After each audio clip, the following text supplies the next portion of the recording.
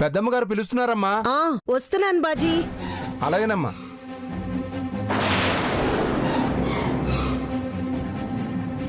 ఇందాకిక్కడ నల్ల డ్రెస్ ఉండాలి కదా, ఏది? నా డ్రెస్సులు నేను ఎక్కడ పడితే అక్కడ పడేస్తూ ఉంటాను. అదే ఎక్కడుంది?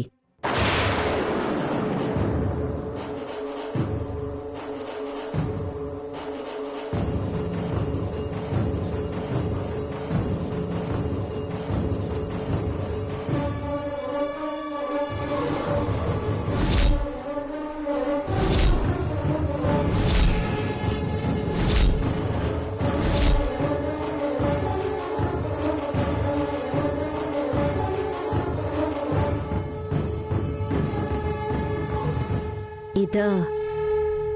నిన్న ముసుగు మనిషి వచ్చిన దగ్గర నుంచి ఏ నలుపు డ్రెస్ చూసినా ఆ వచ్చిన వాడే గుర్తొస్తున్నాడు. సరే, నువ్వు త్వరగా రెడీ అయ్యి వచ్చి.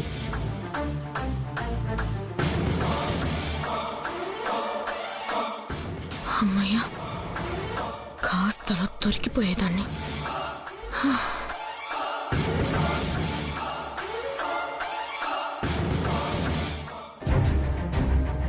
బాజీ, అమ్మా, అన్ని సిద్ధం చేసావా? నాణ్యమైన దారాలు తెప్పించావా? భలే వారమ్మా. మామూలు దారాలు నేనెందుకు తెస్తాను? అందులోనూ పోటీ అంటున్నారు. అలాంటప్పుడు మామూలు దారాలు తెస్తే ఏమైనా బాగుంటుందా? అందుకే ఉన్న వాటిలో మంచి ఖరీదైన దారాలు తెచ్చాను. సరేలేరా, నాణ్యమైన వస్తువులు వాడినప్పుడే చీరలు కూడా నాణ్యంగా ఉంటాయి. మనం మొదట్నుంచి నమ్ముతుంది నాణ్యతనే కదమ్మా. అది కాకుండా ఏది పడితే అది ఎందుకు వాడతాం?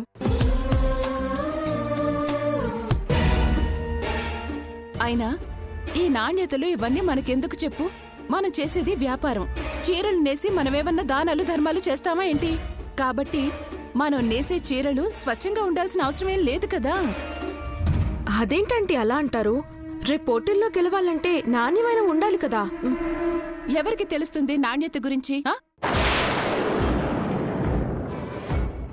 ఇక్కడ అంతలా ఎవరున్నారు? రేపు ఏ చీర మంచిది, ఏ చీర చెడ్డది అని చెప్పే వాళ్ళంతా పల్లెటూరి వాళ్లే. వాళ్ళకి మాత్రం ఎలా తెలుస్తుంది?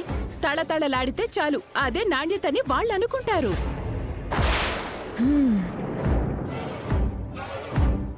అయినా వాళ్ల కళ్ళ ముందే కదా మనం పుట్టపురుగుల నుంచి దారాలు తీసుకొచ్చాం. కాబట్టి వాళ్ళందరూ మనవేదో బ్రహ్మాండమైన చీరల్నే వేస్తామని అనుకుంటారు. కానీ ఆ దారాన్ని అలాగే మళ్లీ మార్కెట్లో అమ్మితే మనం పెట్టిన పెట్టుబడిలో 75% తిరిగొస్తుంది.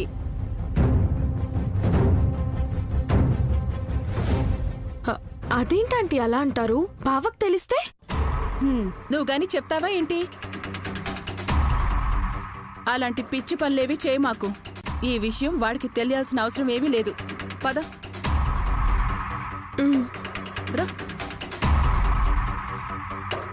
రేపు ఉదయంలోపు ఎవరు నాణ్యమైన చీరల్ని ఎక్కువగా నేస్తారో వాళ్లే పోటీలో గెలిచినట్టు.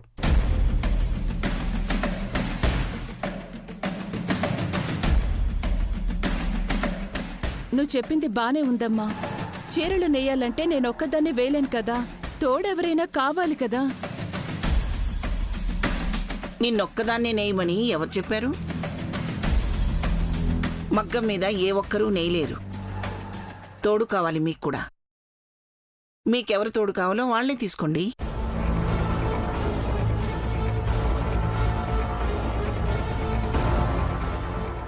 నాకు పల్లవి, శౌర్య కావాలి.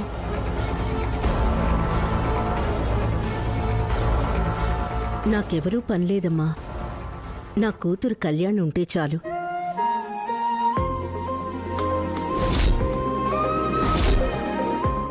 అలాగేనమ్మా.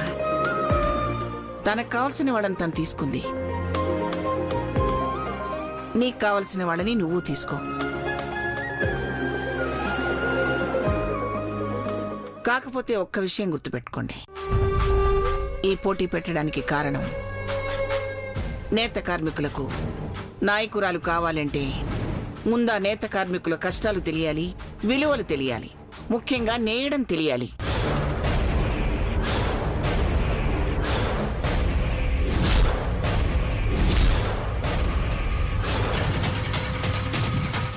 ఆ నేయడం తెలిసినప్పుడే కష్టం తెలుస్తుంది. అందుకే మీ ఇద్దరిలో ఎవరెక్కువ చీరలు నేస్తారో దాన్ని బట్టే రేపు మీలో మొదటి పోటీలో ఎవరు గెలుస్తారో నేను నిర్ణయిస్తాను. అలాగేనమ్మా.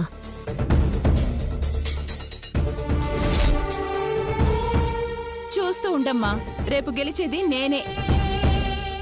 సర్లేవే, నువ్వే గెలిస్తే మంచిదే. చెప్పింది చెప్పినట్టు చేయి చాలు.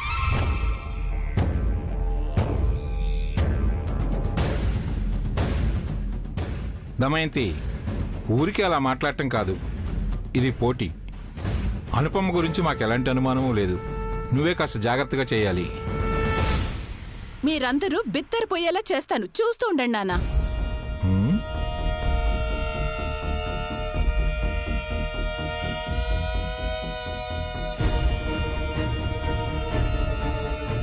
సరే సరే, పోటీ మొదలైనట్టే. అవి తయారు చేయడానికి ఏమేం పరికరాలు కావాలో పుష్కలంగా తీసుకొని చీరలు నేయటం మొదలు పెట్టండి.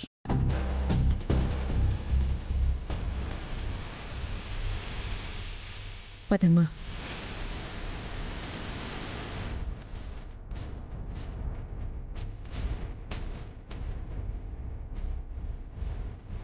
ఏంటంటీ చీరలు నేస్తారా? నేత చీరలు కట్టుకోవడమే నాకు రాదు, ఇంక నేను చీరలు ఎలా నేస్తాను? మనం ఇప్పుడు పాత మగ్గాలతోటి చీరలు నేయడం అంటే కష్టం కదా.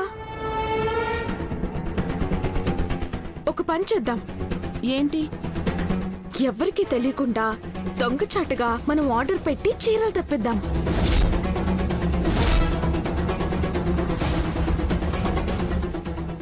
అదేంటి? చీరలు తెప్పిస్తే ఎట్లా? మగ్గం మీద చీరలు నెయ్యొద్దా? అందరూ చూస్తున్నప్పుడు మీరు చీరలు నేస్తున్నట్లు నటిస్తారు. కావాలంటే అందరి కోసం దాని మీద ఎంత వీలైతే అంత చీరలు నేద్దురు గాని. ఈలోపు ఆర్డర్ వస్తుంది. ఆ చీరల్ని మీరు నేసినట్టుగా అందరినీ నమ్మిద్దాం. నువ్వు చెప్పేది బాగానే ఉంది, కానీ అంత బాగుంటాయంటావా? ఆంటీ, అవి తక్కువలో వస్తాయి. రేపు మీరు చెప్పడానికి కూడా అతి తక్కువ ధరలో చీరలు నేసాం, అది కూడా కాస్ట్లీ దారాలతో అని అందరినీ నమ్మించొచ్చు.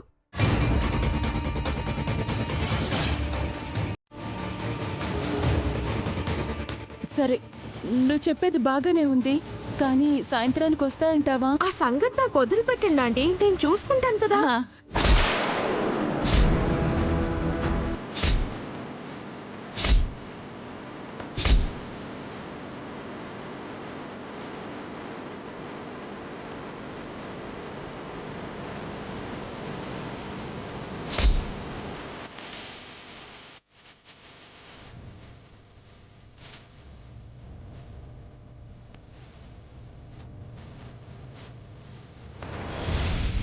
వదినా, మనము వెళ్దాం పద.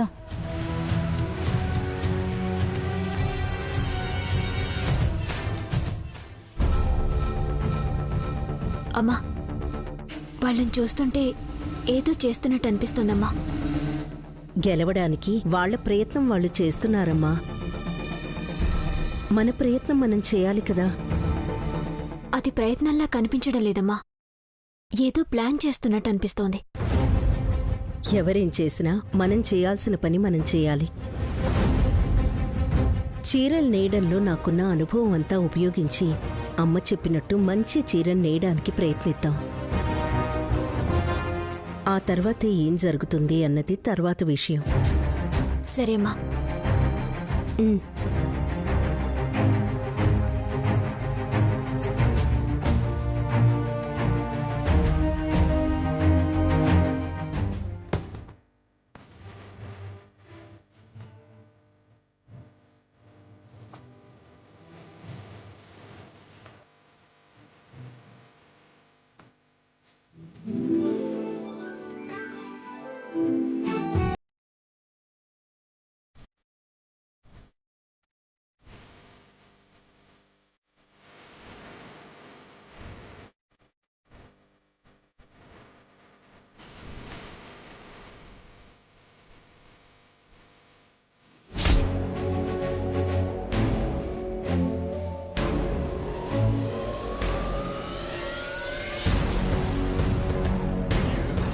మగ్గానికి పూజ చేశారు కదా, ఇప్పుడు దీనికి కూడా పూజ చేయండి.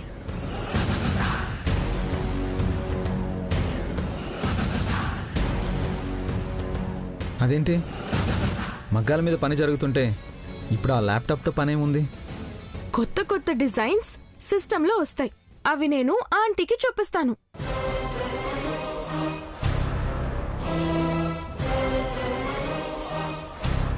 ఓ అందుకా, గుడ్ ఐడియా. అమ్మా ఇలా అయితే మనం సగం గెలిచినట్టే. ఆఫీసర్ గారు, కళావతికి సరిగా ముగ్గు వేయటమే రాదు. ఇంకా డిజైన్స్ ఏం చేస్తుంది చెప్పండి?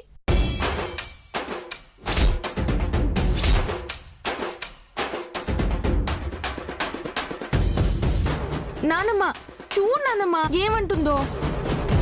మీకు చేతనైంది మీరు చేయండి, అనుపమకు చేతనైంది అనుపమ చేస్తుంది. దీని గురించి పోట్లాడుకోవాల్సిన అవసరమే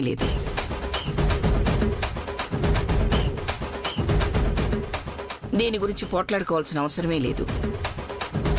ఎవరు మంచి చీరలు నేశారు, ఎవరి చీరలు బాగున్నాయని రేపు కొనేవాళ్లే నిర్ణయిస్తారు. కానివ్వండి, త్వరగా కానివ్వండి.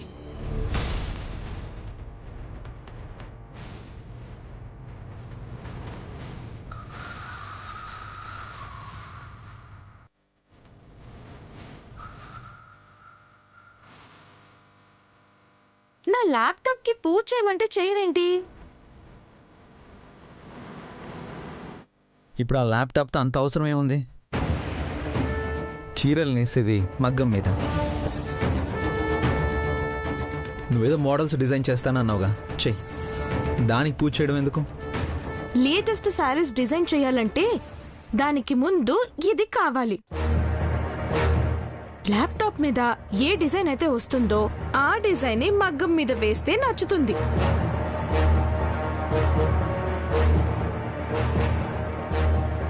సో ముందు పూజ చేయాల్సింది ల్యాప్టాప్కే కదా.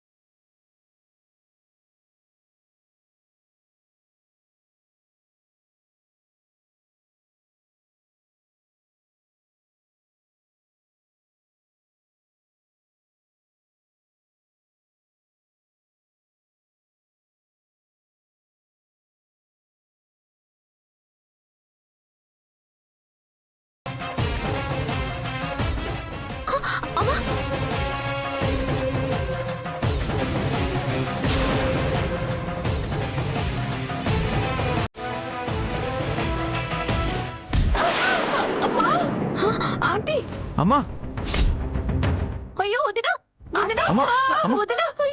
నీకేం కాలేదు?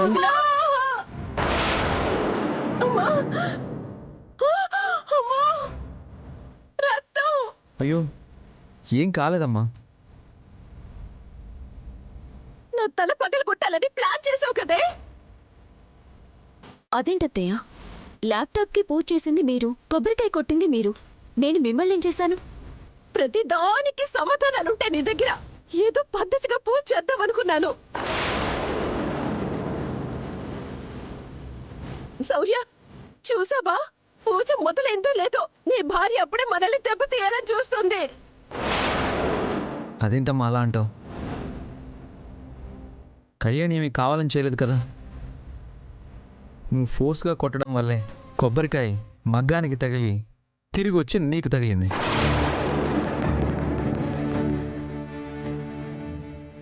కళ్యాణి, వెళ్ళి పసుపు తీసుకొచ్చి పెట్టమ్మా. సరేమ్మా.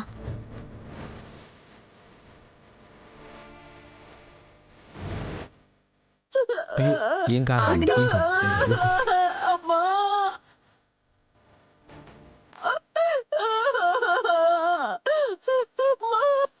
ఏం కాదు, ఏం కాదు. అది వచ్చేసింది. అత్తయ్య, ముందు ఈ పసుపు రాయనివ్వండి, రక్తం కారిపోతుంది. నాకేం అవసరం లేదు. అమ్మా, రక్తం పోతే నీరసంతో మీరే కింద పడిపోతారు. నా మాట వినండి అత్తయ్య. అవునమ్మా,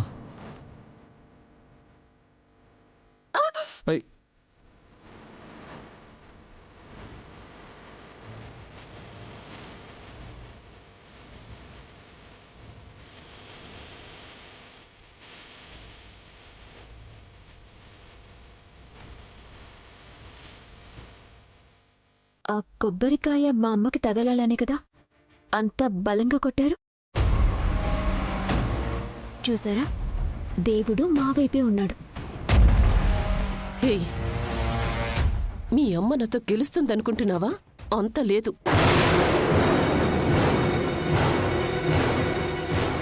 మీ అమ్మ 2 నేస్తే నేను 4 నేస్తాను. మీ అమ్మ 4 నేస్తే నేను 6 చీరలు నేస్తాను.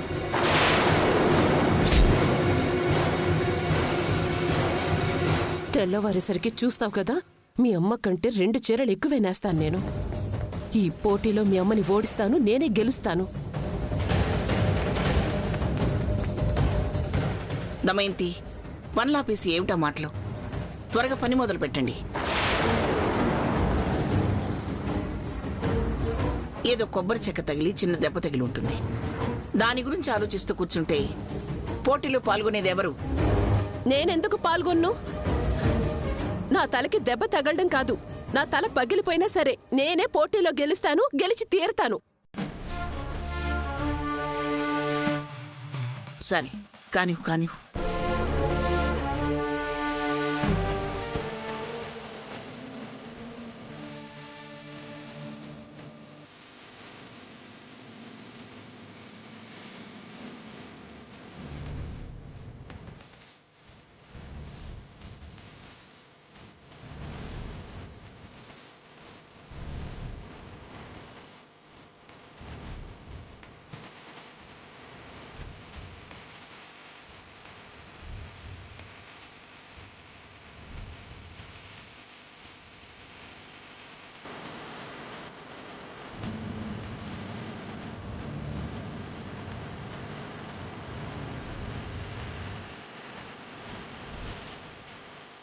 ఏమి ఆర్డర్ పెడుతున్నావా లేదా? ఆ విషయం మీరు మర్చిపోండి ఆంటీ. నేను చూసుకుంటానని చెప్పాను కదా.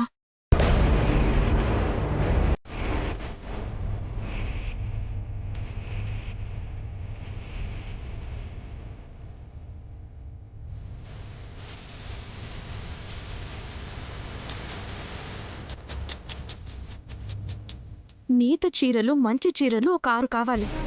అలాగే మేడం. ఎప్పటికి కావాలి? మీరేం చేస్తారో నాకు తెలీదు. ఇవాళ రాత్రి కల్లా నాకు డెలివరీ ఇవ్వాలి. కొంచెం ఛార్జీలు ఎక్కువ అవుతాయి మేడం. ఎంతైనా పర్వాలేదు, చీరలైతే రాత్రి వరకు రావాలి. అలాగే మేడం.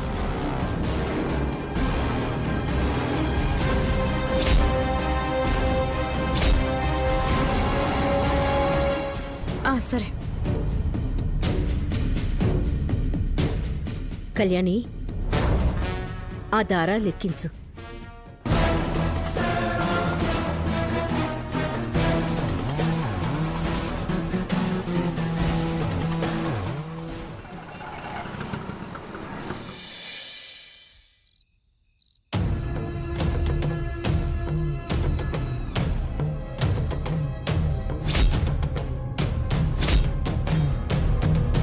ఏంటి తప్పించుకుందామని?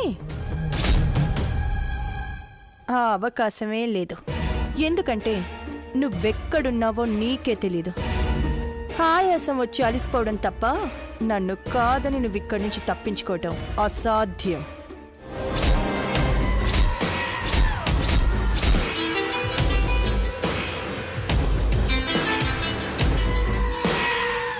Hello Sam. సిద్ధు, ఈ నెంబర్ ఎవరిది? జైల్లో ఉన్నప్పుడు అవసరానికి ఎవరిస్తే వాళ్ళది. చెప్పు సిద్ధు, అక్కడెలా ఉంది? నీ పరిస్థితి ఏంటి? ఇక్కడే వదిలేస్తే ఏదో ఒక రోజు నన్ను ఉరితీసి నా డెడ్ బాడీ అప్పచెప్తారు నీకు. సామ్, ఏదో ఒకటి చేసి నన్ను బయటికి తీసుకొచ్చేవా? లేదంటే నా డెడ్ బాడీ మాత్రమే బయటకు వస్తుంది. అలా మాట్లాడొద్దు సిద్ధు. నేనుండగా నీకు అలాంటి పరిస్థితి రానివ్వను. నేను అదే పనిలో ఉన్నాను. ఇంతకు ముందు ఏం చేయాలన్నా మనిద్దరం కలిసి చేసేవాళ్ళం. ఇప్పుడు మనం వాళ్ళ మీద వీళ్ళ మీద ఆధారపడడం వల్ల మనం అనుకున్నది జరగట్లేదు. నాకు అదే అనిపిస్తుంది. అందుకే ఎలా అయినా నన్ను బయటికి రప్పించేశాం. ఆ తర్వాత ఏంటి అన్నది ప్లాన్ చేద్దాం. ఓకే సిద్ధు, నువ్వు రేపు సాయంత్రానికల్లా బయటకు వచ్చేలా చేస్తాను. ఆ మాట మీద ఉండు శామ్. నువ్వు అనుకుంటే చేయగలవు.